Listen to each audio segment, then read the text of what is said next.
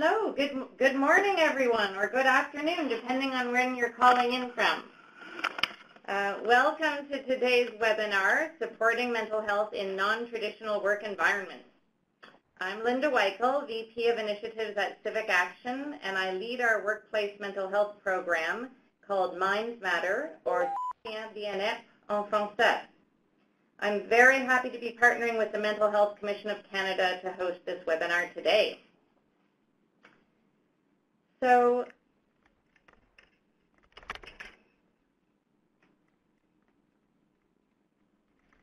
just moving to our next slide, I wanted to go through a couple of housekeeping items with you first. Number one, the audio is provided in broadcast mode through your computer speakers, so you can hear us, but we cannot hear you. Secondly, the webinar is being recorded and it will be posted on the Mental Health Commission of Canada website in the webinar archive section following the presentation in a few weeks. And you can also find the recorded version of this webinar on Civic Action's website, civicaction.ca/mindsmatter, under our Research and Tools link. And if you would like a copy of today's slide deck, you can download it right now using the Files pod located in the top right of your screen. Just select the item you wish to download and click Download File.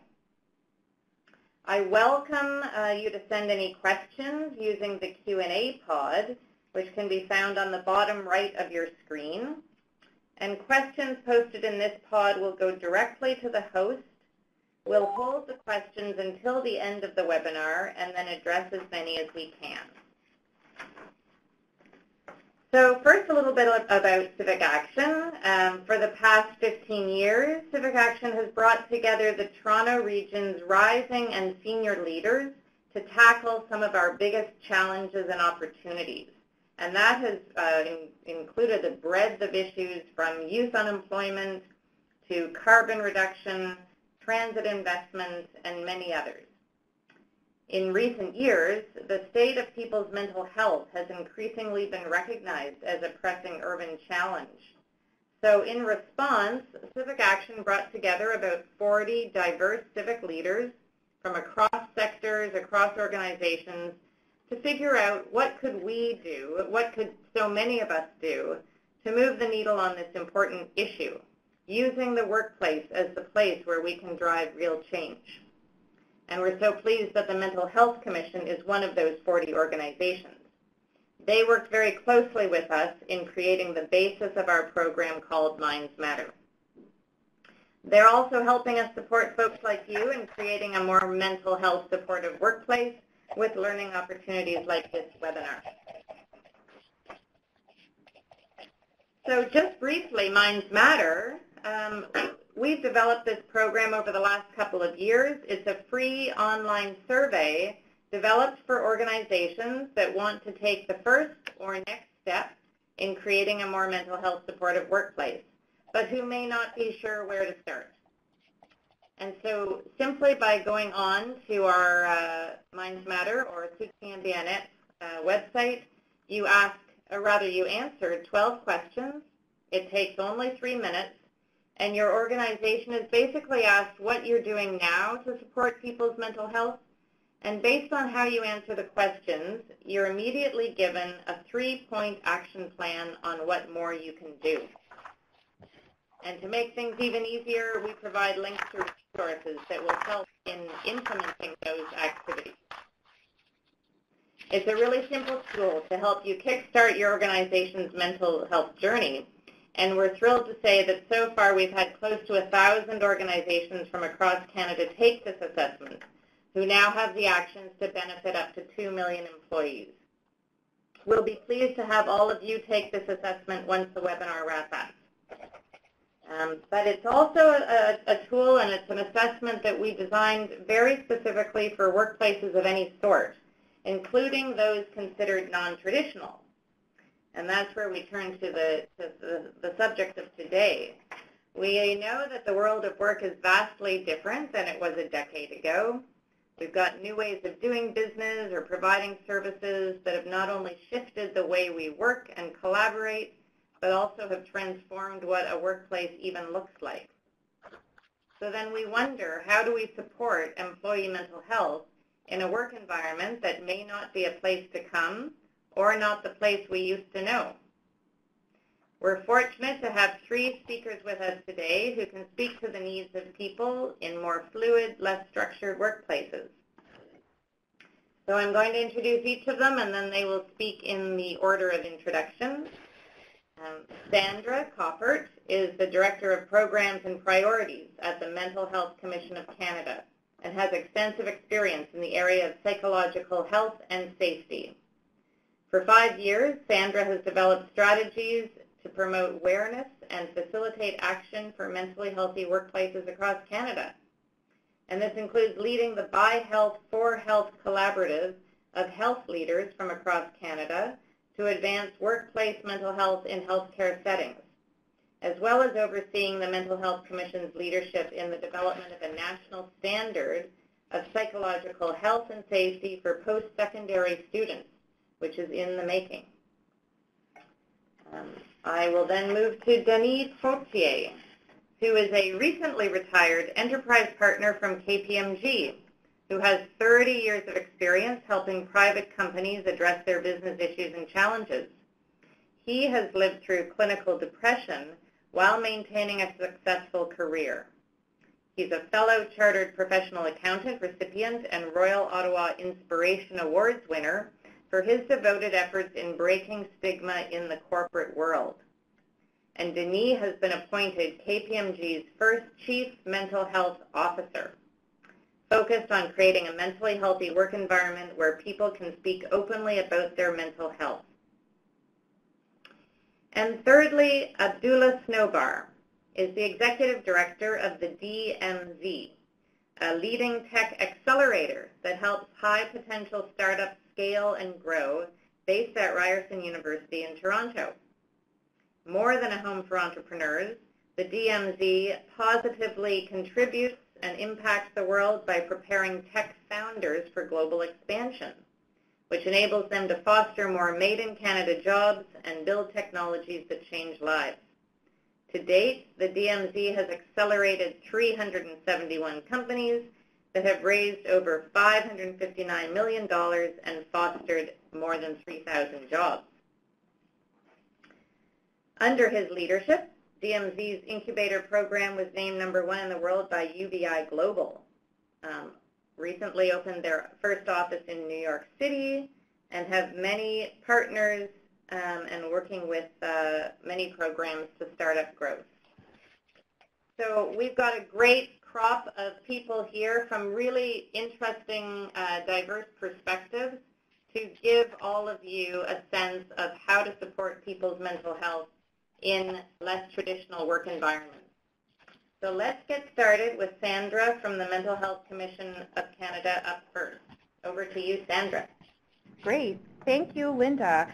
And it's great to be partnering with you again with Civic Action in advancing workplace mental health, which has been a key focus area for the Mental Health Commission over the past 5+ years. First with the development of a national standard for psychological health and safety, and then ongoing awareness and promotion of that, as well as some tools and resources to enable organizations and support employees. So I'll talk about that just very briefly, but really it's about ensuring that when we talk about health and safety in an organization, and I think in Canada it's something that we do value extremely well, specifically from a physical health and safety perspective, and knowing so many mandatory requirements are in effect across the country and for different sectors even more so. But how much do we actually focus on the psychological or the mental health and safety of our people and within our organizations? And so that's really the foundation of where our support is coming from. Like, yes, there's a standard that provides a framework, but it's really understanding that the mental health and safety does play a role. They go hand in hand with physical health and safety, and that both require attention and effort in organizations. And why is this so important? Even from a numbers perspective, we know that 500,000 Canadians in any given week aren't able to go to work due to a mental health problem or illness. And we also know that this is an underreported number. So there's also people, calling in sick for other reasons when mental health is a factor as well. And it's something that does impact all of us in the workplace. If not us specifically as individuals struggling with a mental health problem or illness at some point in time, we're also affected through being colleagues, friends, family members of those who are perhaps struggling through this. So it really is something that not only has a challenge, but it's also such an opportunity to be able to either get the help that you need or enable it for others, which is where the workplace really has a role to play, which is quite impactful. Unfortunately, it's not just a bad news story. There are a number of resources in place and available to all, many of which even through the Commission are free to access, to enable organizations to provide that better work environment, that health and safety environment for organizations. And what we're talking about there is really changing the culture so that, as I mentioned, we're not limiting the conversation and efforts just to the physical health and safety, which of course is important, but also ensuring from that psychological perspective. So there is the National Standard for Psychological Health and Safety in the Workplace, and it provides a framework. So while a lot of other standards are mandatory, this is a voluntary standard, which comes with some challenges, being non-prescriptive. It's not just a checklist, but it's important that it not be treated that way, because when we're changing culture, it's about understanding the culture of your organization and how to take these components of a framework like this standard and build them into your organization in the most appropriate and effective way. So there's also a lot of opportunity to customize and do it in the way best fit for your organization. And with that, we have a number of tools and resources to support organizations in doing that. So feel free to check out our website and others to access those, or feel free to reach out to us as well. And without taking up too much more time, we also just know that, as workplaces evolve, what is even a traditional workplace anymore? I mean, I think that seems to be changing drastically even in the 5 years where I've been more focused in this area. And how do non-traditional work environments protect and promote employee mental health? This is something that we know is also important and can be a separate conversation, but I think we really need to start building it into our everyday efforts and consideration. And this is what our guest speakers will be joining us today to deeper dive and share their organizations and how their organizations are working to promote and maintain positive and healthy workplaces, even when the pressure is high and workers aren't, quote unquote, in the office. So with that, I'll pass things back to you, Linda. Thank you. Thank you, Sandra.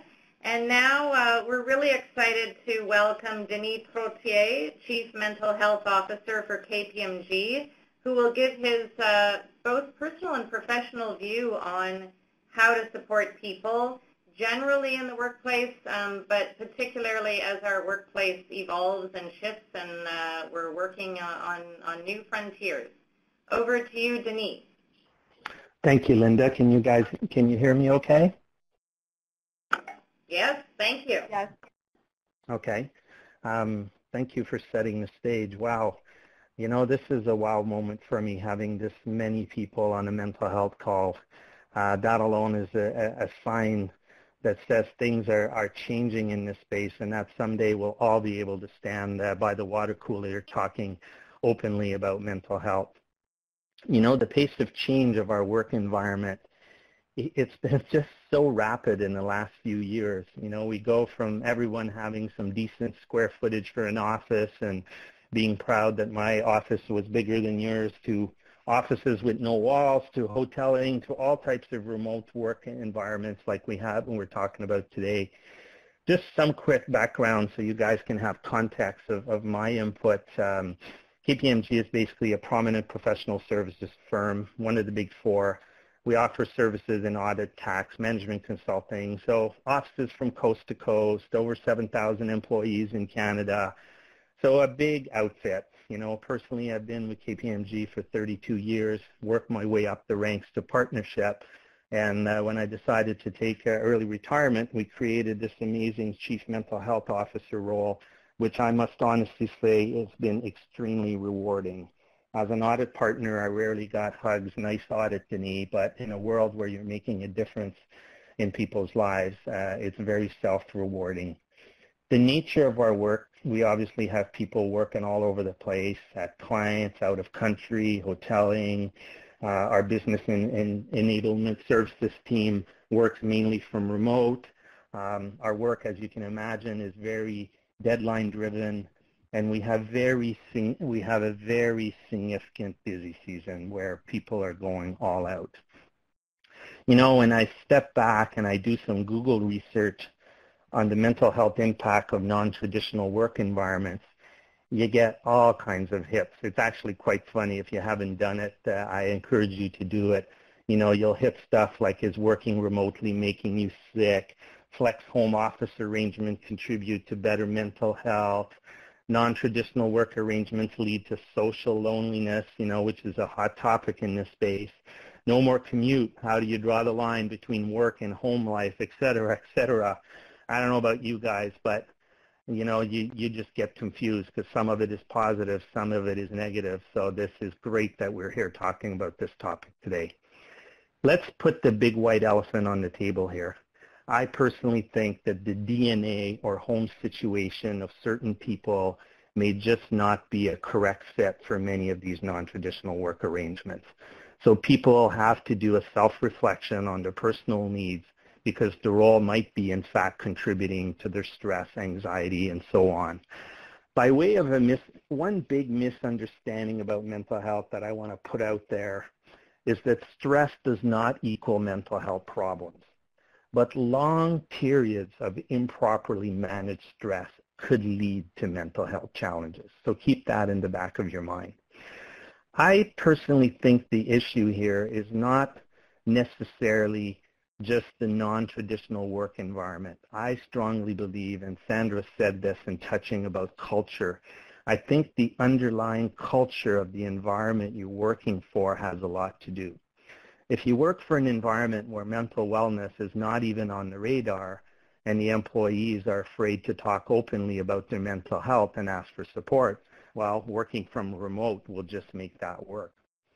In a Kpmg world, I would say that the changes in technology have in fact helped us cope with some of these non-traditional work environments.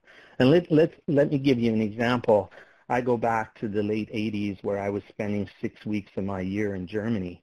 When I think back of those days, I could barely call my wife once a week because one, it was too expensive, two, half the time you couldn't figure out how the hell to call Canada, putting all those zeros in front. But now my wife jokingly says, God, if we had FaceTime or Skype back in those days, I wouldn't have even had time to miss you.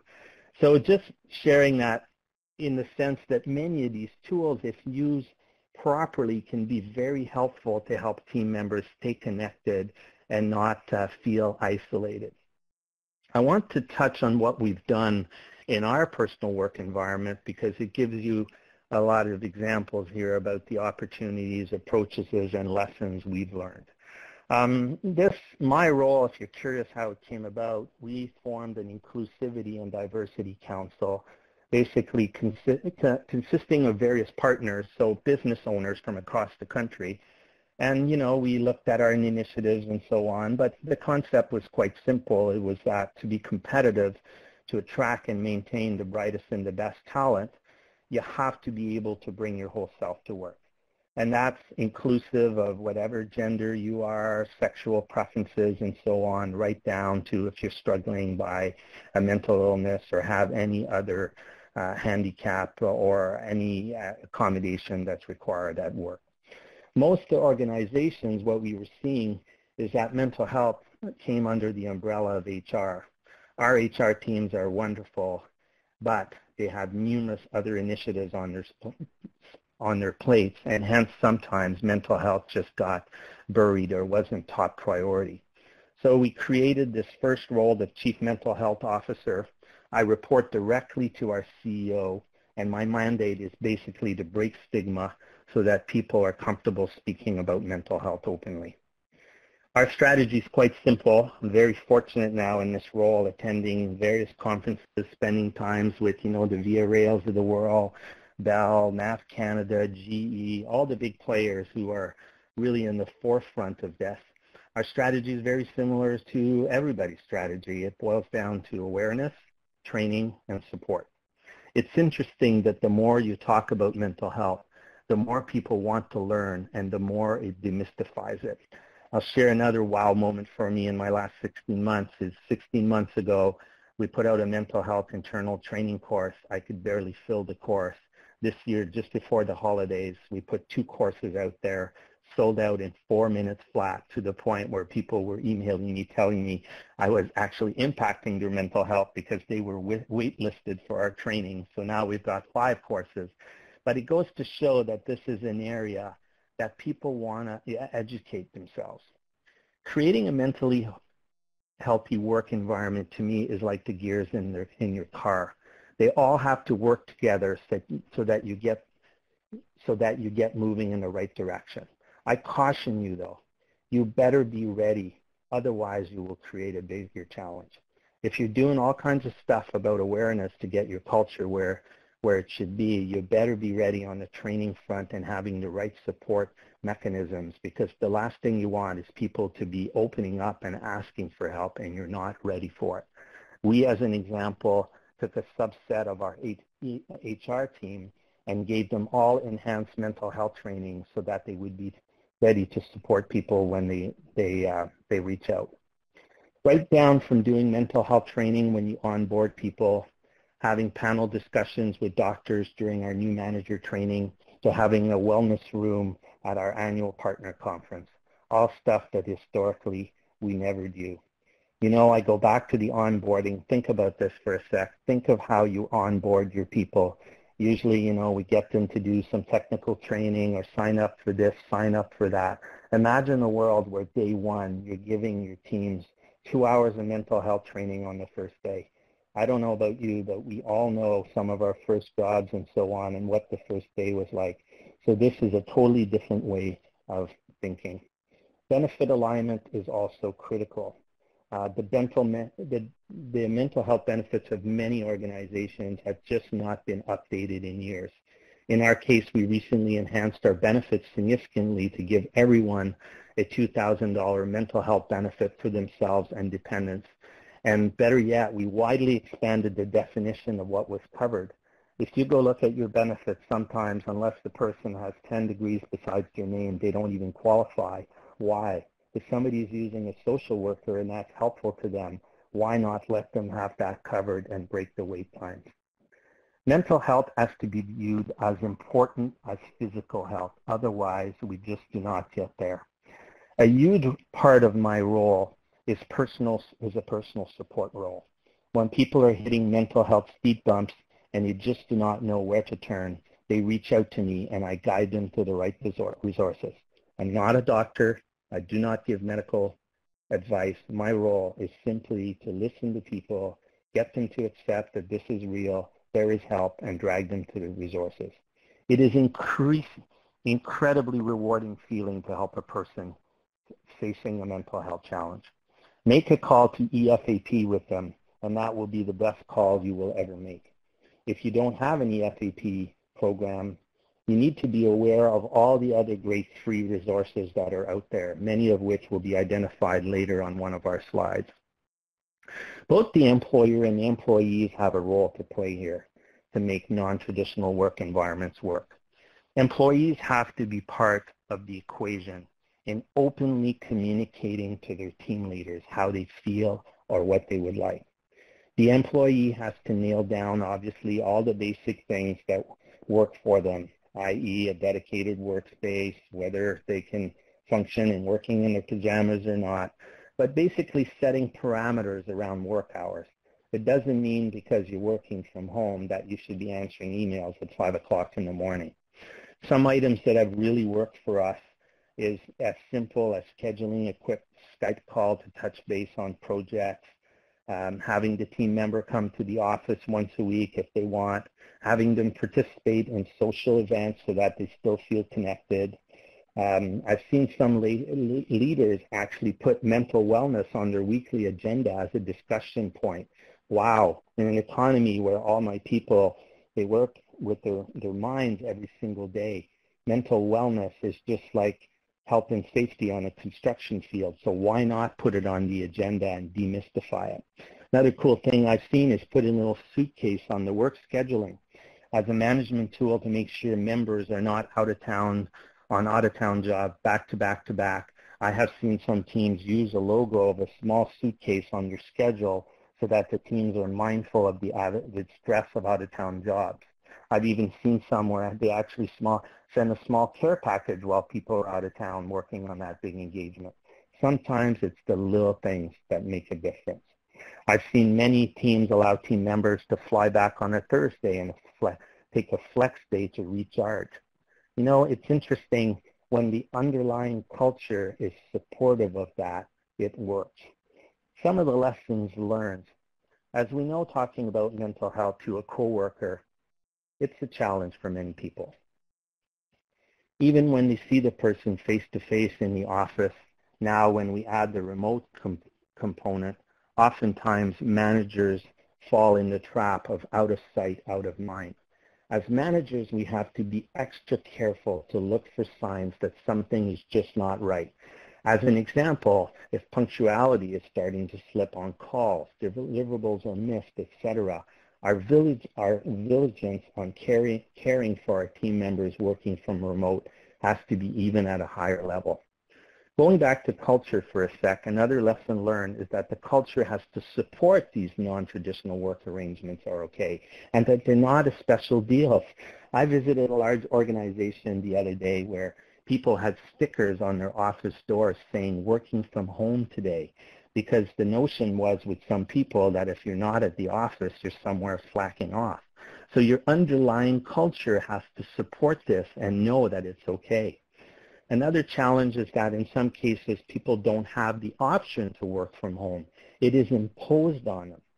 These mandatory cases, if I can use that term, need special diligence because, as we noted earlier, that type of environment is not for anyone and can lead to mental health challenges.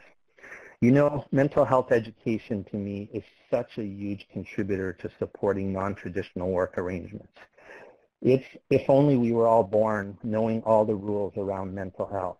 If we haven't lived the mental health challenge or haven't supported somebody who has, our own education level is at a different spectrum here.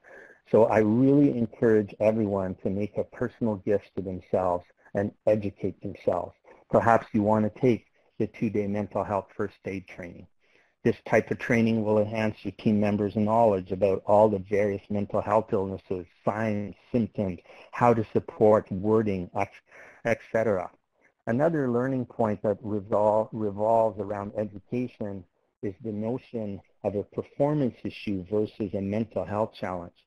That is always the number one question I get from my new managers when we're doing training. What's the difference between a performance issue and the mental health challenge? You know, the answer is quite simple when you sit back. As an organization, you have to make it clear that by enhancing your team's mental health knowledge, you do not have any intentions at all in making them doctors or having them diagnose people. That's not what this is about. When it comes to performance, you need to use the processes in your organization whereby you deal with performance, i.e. your normal performance reviews. But all that we are asking you to do is to be cognizant in the back of your mind that perhaps there is perhaps an underlying cause for the performance slippage. Before I pass it back to our moderator, I just want to add a few more personal mental health tips. You would think that due to the nature of the people on this call, many being in the HR space, that we are all personally leading by example when it comes to mental health. I know for a fact that that is not the case because in my support role, I actually have some people on my highly trained mental health teams that are actually reaching out to me. So I really challenge you on this call today to ask yourself personally, what am I doing to manage my mental health?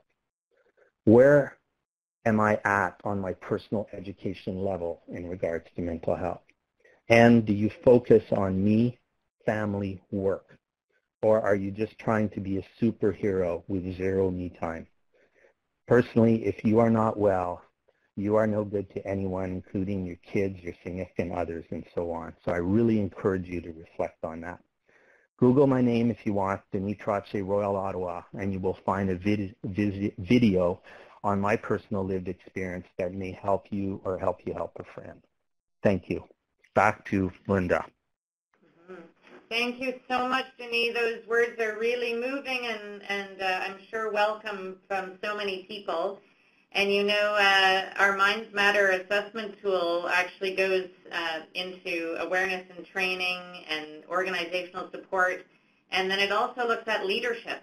And I think you are just a prime example of someone who is showing personal and professional leadership and really bringing so many others along on this journey. So thank you. I'd now like to turn to our next and third speaker, Abdullah Snowbar, who again is the Executive Director of Ryerson University's DMZ. And Abdullah brings such great perspective not only at Ryerson, but also the Canadian Armed Forces, Fairmont and Marriott Hotels, so a real breadth of sectors. So we're really excited to hear what he has to say about supporting smaller startup organizations and entrepreneurs who have so much to think about, but absolutely need to be thinking about their and their people's mental health. So over to you, Abdullah, please. Thank you very much, and it's a pleasure to be joining the webinar and contributing some thoughts regarding supporting mental health in non-traditional work environments. So I know that it was already described in terms of the space I work in, but just to give some quick context, we've been around for 9 years, and obviously the startup space in general in Toronto and Canada has been relatively new compared to maybe the last decade or so. We've seen a lot of excitement in this space. We've seen a lot of enthusiasm, a lot of young, old individuals joining the entrepreneurship world, whether as founders or sometimes as employee number 1, 2, 3, 4, 5. So it's we're in the early phases of this environment, and it's become extremely amazing. It's been very, very, very interesting and quite amazing to see how fast it's actually growing. To that extent, I think it was mentioned earlier, but we currently have about 63 companies in our space, but we've graduated close to 400 from our space as well. So this is obviously something that we're quite proud of, but naturally with these things comes a few challenges. So if you, what I'll do, maybe right off the bat, is just give you a quick stat that should be made aware. 72% of entrepreneurs are all dealing with mental health concerns, according to a 2015 study from the University of California. And this could be quite reflective of actually, Toronto and the Canada region as well. Let me kind of give you, draw a bit of a play-by-play of a life of an entrepreneur and how they actually deal with their businesses on a day-to-day basis. Most of them, if not all, usually work exceptionally long hours. They have obviously very, very small teams, which means, in a team of 3 to 5 people, typically you're doing everything and anything that's required. So, one person could be doing 4 jobs. And the reason for that is obviously they're not as well funded, so they got to be able to kind of maneuver their way around without having to overhire and rather just overwork themselves typically.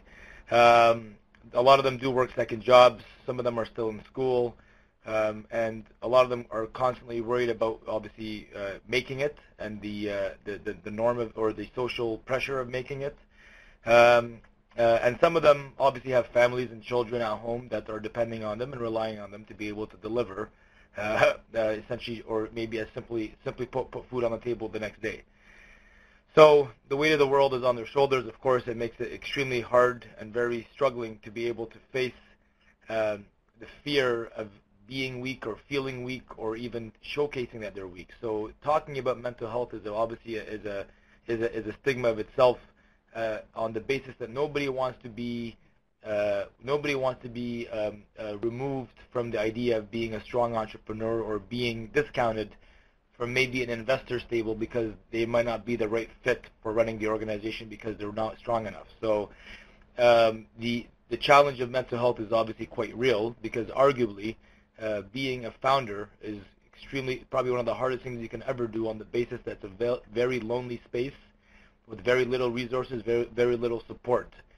not discounting a CEO role or in a medium or large enterprise, but I think naturally in a smaller organization you'll always have much deeper challenges, and everything's kind of, all the pressure is back on you with very little resources or support to help you along that journey.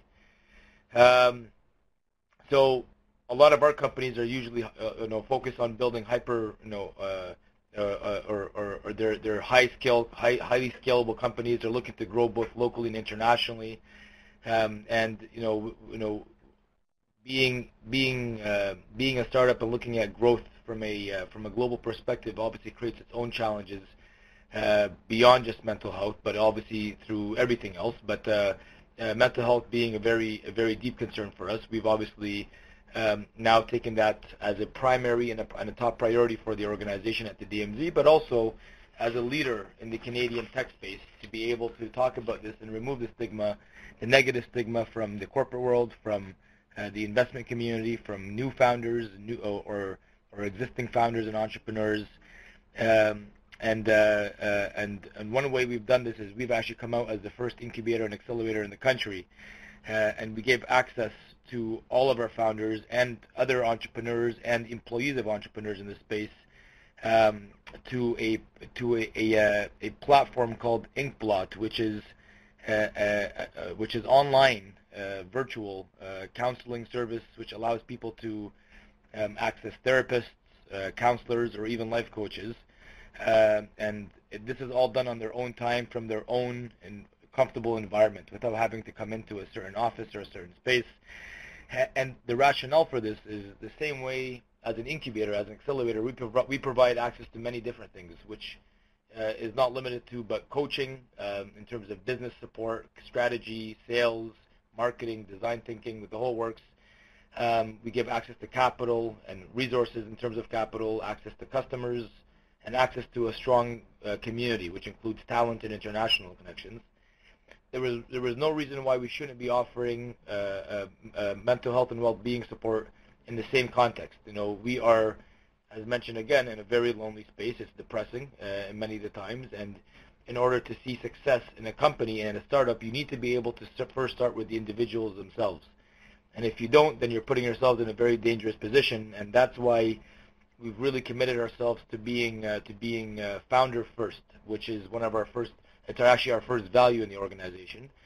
And we tell people to really think about that, because we're not saying startup first, we're saying founder first. And there's a big difference when you compare a company to an individual who's leading the company. And we truly believe that if the people behind the organizations are not doing well, then it's very hard to see anything, real success from there. So our founder first approach has really allowed us to put the company, the people beyond everything else. And by partnering with Inkblot, the resource itself, which is a free resource for all of our companies, has been heavily leveraged and utilized because people don't feel that they're being exposed immediately. They feel a bit more comfortable taking the first step towards talking about their mental health and actually dealing with challenges that they face as a person who's part of a very small organization with lots of pressure from the outside world. So we want people to obviously start talking more. We want them to feel comfortable to talk about their emotional well-being, and we want them to be the first, maybe sometimes in their own organizations, to do this, so they can remove even the social stigmas from within. And if that's if they can start by doing that, then us, as incubators and accelerators, we're off to a good start in the tech space and in the tech world. Which I think really makes for hopefully a strong trickle-down effect in the best of ways. And to that note, we've been very fortunate with a big part of it going back to a focus around mental health. We've been awarded the Corporate Culture Award of the Year by Canada's most admired corporate culture group, which is a nationwide award program, and a big part of it again was because of our focus around mental health and well-being. So I want to just take a quick shift around this and say, why do we do a lot of this stuff? And we talk about this not being a mechanism for people to quit or kind of take a step back. We talk about this because space we work in, whether we want to believe it or not, is a space that's going to be extremely fast-paced. It's not promoted internally as a work-life balance place because you have such a short window, such a short financial kind of play to be able to build something that you truly believe in and make it work. So the idea when you're getting to a stressful time, when you're getting to a place where you're not feeling healthy, you're not feeling good, you need to talk. It's not about quitting, just about learning how to rest and learning how to be open about it. So we've been, we've had the good fortune of working with some incredible minds and incredible people, all of which come with really high levels of stress and anxiety. So it's a real challenge and a real issue that we don't want to shy away from. We want to be very much open and upfront about. But as this space grows and as we kind of go from having a very small number of founders and entrepreneurs in Toronto and Canada to now having more than, at least for Toronto, more than 5,000 startups in Toronto alone, we really got to start talking about these issues because it isn't a standalone. This isn't a one-off. This is really a mainstream discussion that needs to be had, and we need to make sure that we are looking after the founders and the entrepreneurs who are the sons and daughters, who are the fathers and mothers, who are the grandparents, who are the, whatever you want to call it. And if we want to see a flourishing economy at the end of it all, as I mentioned, we need to start with the individuals. And startups are obviously contributing substantially to our economy, to our communities, and we want to make sure that this continues on. So, ultimately, if we see a support for everything else, then a small analogy, you go to work, you see people who are sneezing and coughing. Typically, you'd be concerned about them. You ask them if they're okay, and then you want to try to maybe get them the right medication or support to make them feel better the next day or the day after that. We don't treat mental health the same way which we should, and I think we've come a long way, and I think the previous speakers talked about that, and it's exciting to see that that it's not all negative and a lot of it's very positive, but we just want to continue the momentum around being open with this stuff. And our world is a bit different. It's not, where I work, we have 62 companies, 64 companies, so it's many cultures mixed into one, and everybody's competing for the best results. So, as they grow, we want them we want to grow as well, but we want them to grow mentally. We want them to be supported, and we want it to be an exciting journey that has challenges that are hopefully looked after in the right time. So I'll stop there, and I know that we're going to have some Q&A in a second as well, so happy to answer any questions. That's beautiful, Abdullah. Thank you so much, and I'm sure it really resonated with people, you describing the nature of being an entrepreneur and a founder and the challenges, and you're making a great contribution, giving them more of the tools and resources and acceptance and room to talk about that and think about that themselves, of how they support themselves and their teams. So we now are going to move to open it up for a quick question and answer session. And I know people have been submitting questions, which is great. Thank you so much.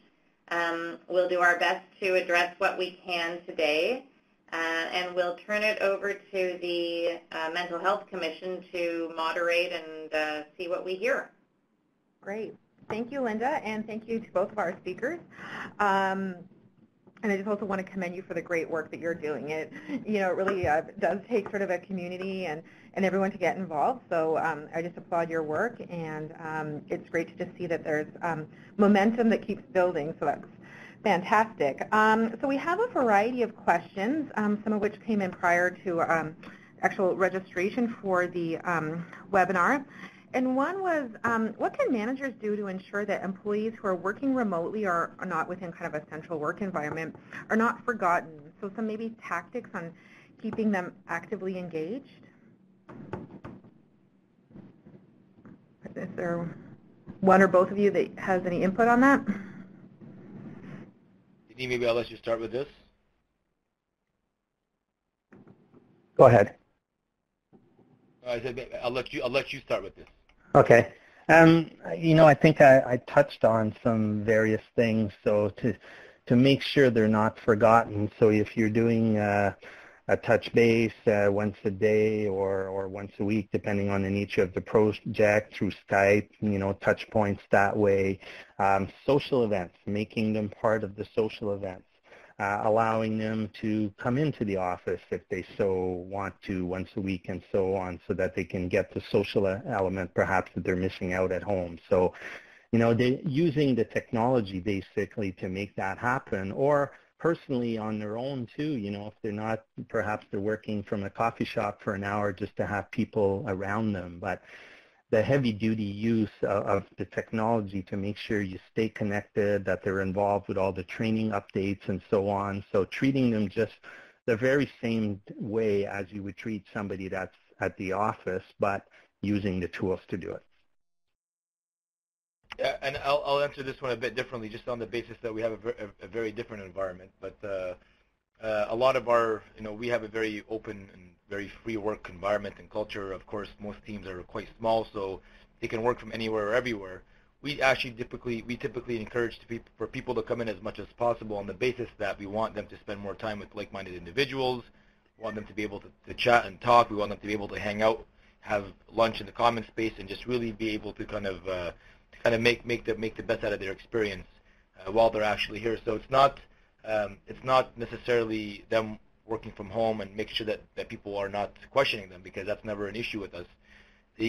Rather, we try to create an environment that's comfortable for people to be in, that's quite positive, open, colorful, and really just welcoming in many different ways. So I think a lot of it just comes to, we're actually the opposite of trying to get people to spend time in the space as much as possible to leverage as an aid for themselves. Great, thank you. And yeah, there's definitely different things, and I think, again, looking at culture, it's also what makes sense for the nature of the work and the culture, and knowing that culture is shifting. Yeah, we've heard that as well, too, that it's about enabling flexibility and working sort of within the different environments. But as much as we want flexibility, I think sometimes, too, it is helpful to have some structure, even if it's like, okay, pick one day a week or every 2 weeks where the team does come together, ideally in person. I mean, we also know that there's a lot of virtual work out there, or where that would require travel and more than that, but where even if it is through more video chatting or just having sort of that face-to-face just tends to connect people more than an email. I think for day-to-day that's reasonable, but trying to make those efforts and have a little bit of that structure so that there is that interaction kind of beyond the day-to-day emails. I think that also addresses another question that came up too, related to feeling part of a team, where sometimes it's not the whole team that's virtual, but one or two or a few members. So it is, I think, important just to have that be part of the plan and the team planning as well. So that's great. Another question is related to, what about when an organization is actually transitioning from the more traditional environment to a non-traditional environment? Can you both share some factors to consider and any strategies related to that might be helpful to this group? I'm working through that right now, actually, with my business enablement services team. We have upwards to 300 people who traditionally were more working from various offices, now working for remote. So we're investing a lot of time with these teams in regards to training, figuring out with them what will work for them, what kind of touch points they want. When I spoke earlier, when I said the employee also has a huge role to play here, it's very important that we actually ask our employees what is it that they want.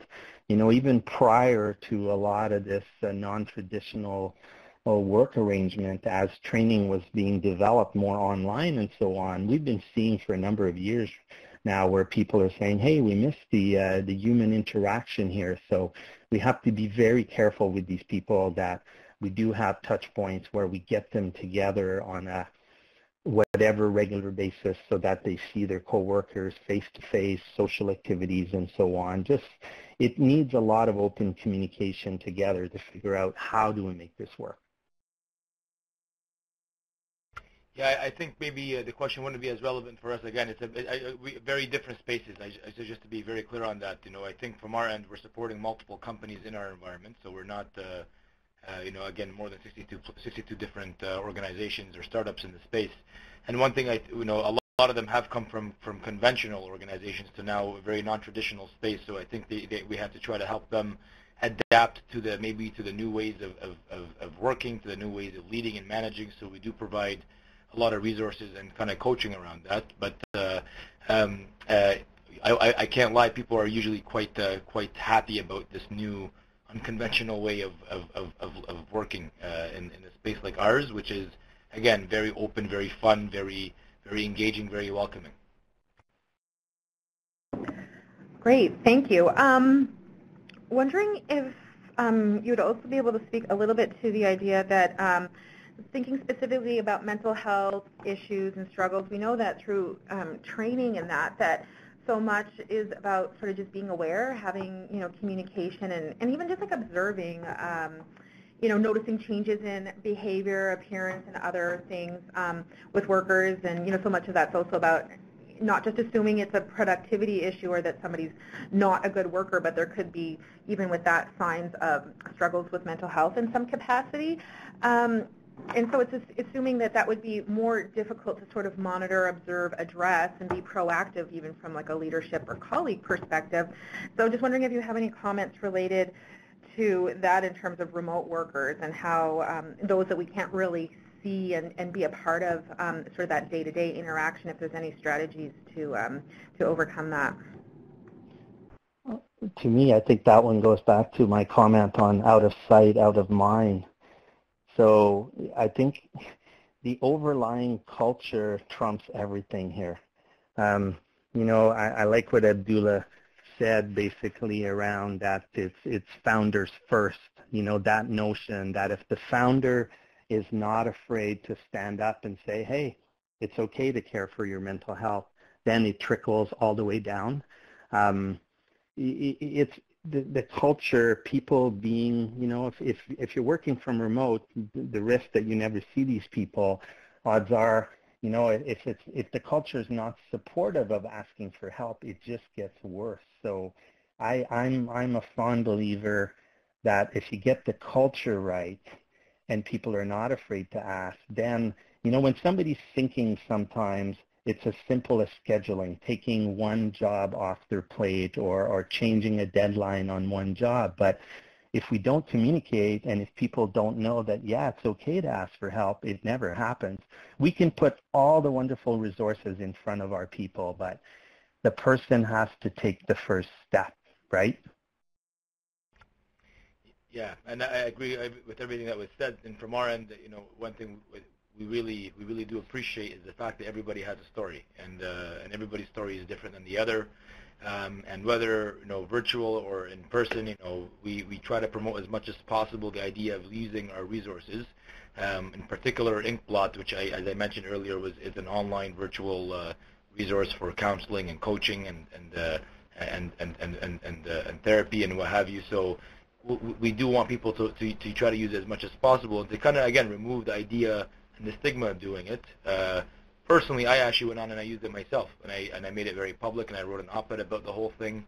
And I think that created a bit of a level of comfort to the organization, not just the startups, but also even my staff, who kind of said, well, if the CEO of the organization is using this, then I think it's good for all of us to be using this as well. So I think that in itself is just a good promoter and a good mechanism to build a level of comfort for people to use.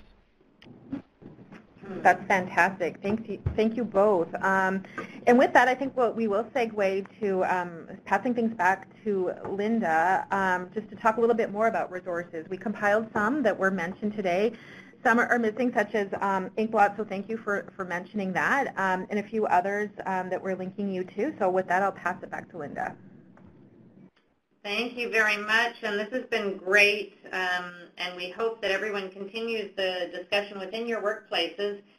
Certainly keep in mind, just as with our Minds Matter assessment tool, we really look at this from the full breadth of the continuum. So it's about how can the workplace support good mental health as a starting point, and be conscious and how does the workplace impact or the work itself have an effect on people's mental health. So thinking first about how do you just support good mental health, and then as people may experience mental health issues, how do you know what to say and how to set the tone and the culture so that people are comfortable stepping forward, and that you've then got the support and resources in place. So it's really a continuum that way. On the slide in front of everyone, we've listed a number of resources, and again, this will be available to you afterwards, and if you download the presentation. But it's both resources for employees and employers that will be helpful in creating a more mental health supportive workplace. Again, you can click on the links or download the slide deck. And again, you're all welcome to take the free 3-minute assessment at Civic Action's Minds Matter or Soutien Bien-être that will give you and your colleagues 3 actions to take to better support workplace mental health. I hope you enjoyed today's webinar. You will be invited and directed to a brief evaluation survey, and we would ask that you kindly take a few moments to let us know how you felt about this webinar. If you're unable to complete the survey immediately, a link will also be included in the thank you email that you will receive after the webinar. And so with that, I would like to close today's webinar. Another big thank you to our guest speakers, Sandra Coppert, Denise Gauthier, and Abdullah Snowbar, and to the folks at Mental Health Commission for helping run today's webinar. Thank you so much for joining us, and again, keep those conversations going. Goodbye.